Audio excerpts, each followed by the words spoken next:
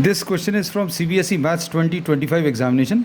The statement of the problem says, if a plus b plus c, vector a plus vector b plus vector c is equal to 0, and the magnitude of a is root 37 and magnitude of b is 3 and magnitude of c is 4, we have to find out the angle between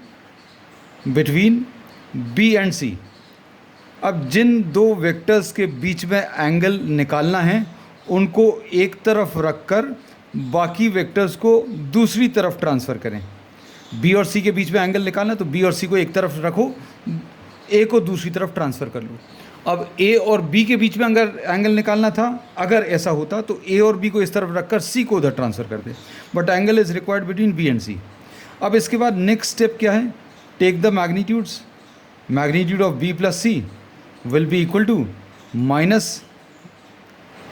magnitude of a और magnitude of minus a, ऐसा लिख सकते हैं. Magnitude अगर ले लेंगे तो minus sign वैसे ही ख़त्म हो जाएगा. अब इसके बाद squaring both the sides. Square अगर कर दें तो b प्लस सी का whole square is equal to magnitude of a square. तो ये कितना आ जाएगा? माइनस साइन का स्क्वेयर पॉजिटिव हो जाएगा.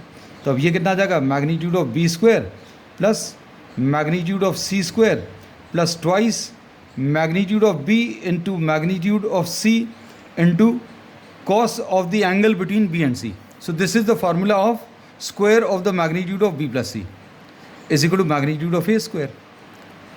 अब values substitute करो.